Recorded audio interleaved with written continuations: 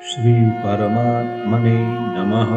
श्रीमद् भगवद गीता पहला अध्याय। अर्जुन विषाद योग। धृतराष्ट्र बोले, हे संजय, धर्मभूमि कुरुक्षेत्र में एकत्रित युद्ध की इच्छा वाले मेरे और पांडु के पुत्रों ने क्या किया? संजय बोले, उस समय राजा दुर्योधन ने व्यूह रचना युक्त पांडवों की सेना को देखकर और द्रोणाचार्य के पास जाकर यह वचन कहा, हे आचार्य, आपके बुद्धिमान शिष्य द्रुपद पुत्र धृष्टद्युम्न द्वारा व्यूहाकार खड़ी की हुई पांडुपुत्रों की इस बड़ी भारी सेना को देखिए।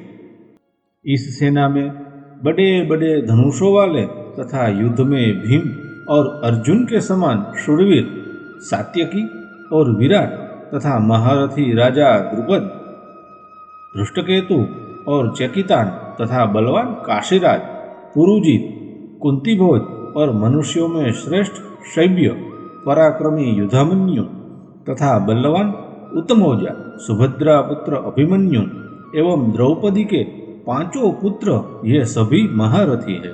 हे ब्राह्मण श्रेष्ठ, अपने पक्ष में भी जो प्रधान है उनको आप समझ लीजिए। आपकी जानकारी के लिए मेरी सेना के जो सेनापति हैं उनको बतलाता हूँ।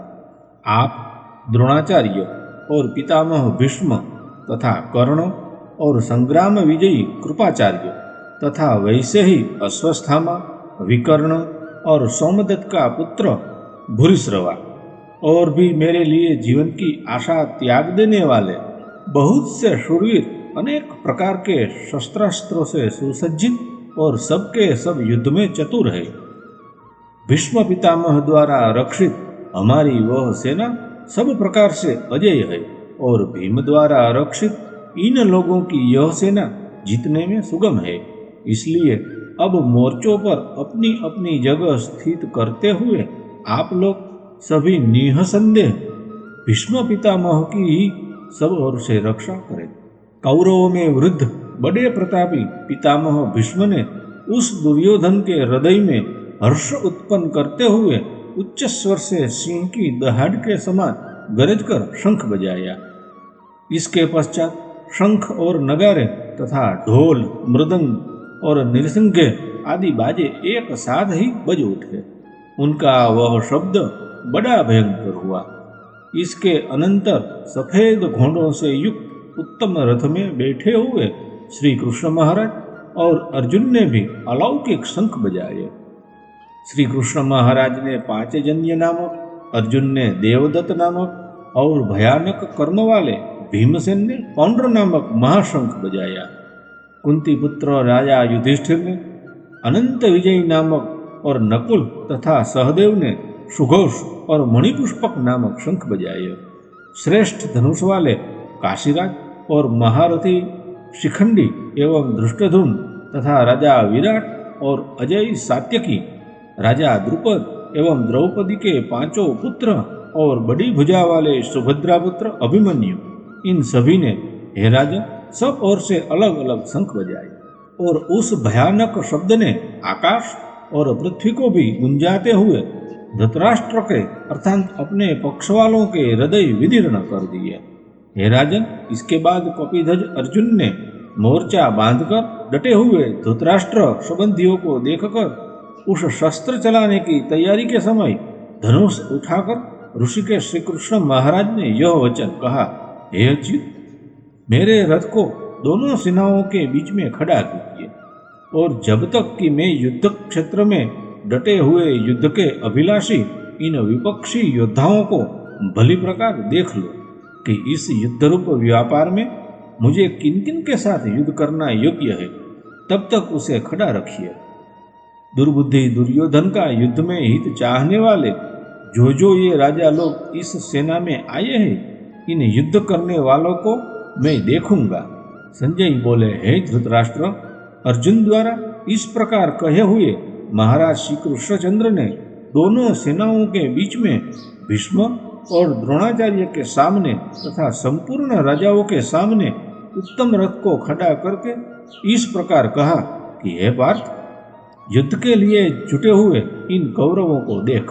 इसके बाद प्रथापुत्र अर्जुन ने उन दोनों ही सेनाओं में स्थित ताऊ, चाचाओं, दादाओं, परदादों को, गुरुओं को, मामाओं को, भाइयों को, पुत्रों को, पौत्रों को तथा मित्रों को, ससुरों को तथा सुहृदों को भी देखा और उन उपस्थित संपूर्ण बंधुओं को देखकर वे कुंती पुत्र अर्जुन अत्यंत करुणा से युक्त होकर शोक करते हुए यह वचन बोले।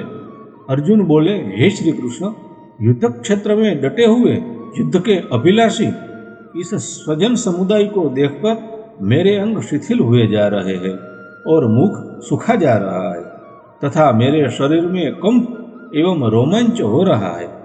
हाथ से गांडीव धनुष गिर रहा है और त्वचा भी बहुत जल रही है तथा मेरा मन भ्रमित सा हो रहा है, इसलिए मैं खड़ा रहने को भी समर्थ नहीं हूँ। हे केशव, मैं लक्षणों को भी विपरीत ही देख रहा हूँ तथा युद्ध में स्वजन समुदाय को मारकर कल्याण भी नहीं देखता। हे कृष्ण, मैं न तो विजय चाहता हूँ और न राज्य तथा सुखों को ही। हे गोविंद, हमें ऐसे राज्य से क्या प्रयोजन है अथवा ऐसे भोगों से और जीवन से भी क्या लाभ है। हमें जिनके लिए राज्य भोग और सुखादि अभिष्ट है वे ही ये सब धन और जीवन की आशा को त्याग कर युद्ध में खड़े हैं।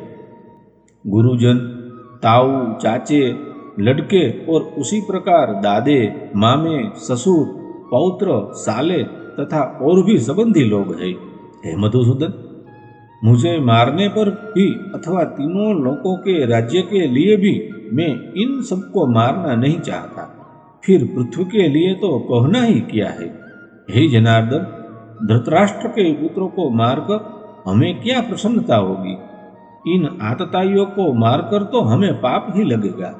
अतएव हे माधव, अपने ही बांधव धृतराष्ट्र के पुत्रों को मारने के लिए हम योग्य नहीं है, क्योंकि अपने ही कुटुंब को मारकर हम कैसे सुखी होंगे।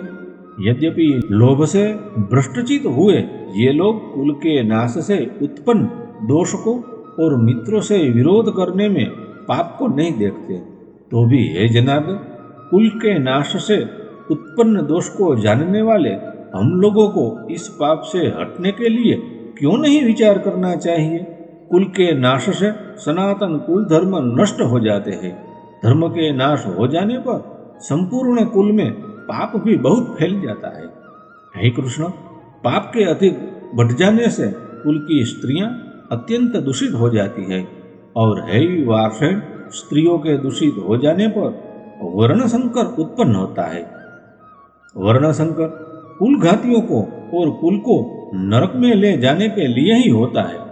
लुप्त हुई पिंड और जल की क्रिया वाले अर्थात श्राद्ध और तर्पण से वंचित इनके पितर लोग भी अधोगति को प्राप्त होते हैं। इन वर्ण संकर कारक दोषों से कुल घातियों के सनातन कुल धर्म और जाति धर्म नष्ट हो जाते हैं। हे जनार्दन, जिनका कुल धर्म नष्ट हो गया है ऐसे ही मनुष्यों का अनिश्चित काल तक नरक में वास होता है, ऐसा हम सुनते आए हैं। शोक हम लोग बुद्धिमान होकर भी महान पाप करने को तैयार हो गए हैं, जो राज्य और सुख के लोभ से स्वजनों को मारने के लिए उद्यत हो गए हैं। मुझे यदि मुझ शस्त्र रहित एवं सामना न करने वाले को शस्त्र हाथ में लिए हुए धृतराष्ट्र के पुत्र रण में मार डाले तो वह मारना भी मेरे लिए अधिक कल्याणकारक होगा। संजय बोले, रणभूमि में शोक से उद्गिन्न मन वाले अर्जुन इस प्रकार कहकर बाण सहित धनुष को त्याग कर रथ के पिछले भाग में बैठ गए। यहाँ श्रीमद् भगवद गीता का प्रथम अध्याय पूर्ण हुआ। यदि वीडियो अच्छा लगा हो तो वीडियो को लाइक कीजिए, शेयर कीजिए, कमेंट कीजिए, चैनल को सब्सक्राइब कीजिए। फिर मिलेंगे नए वीडियो के साथ। तब तक के लिए सबको जय श्री कृष्ण, जय श्री राधे।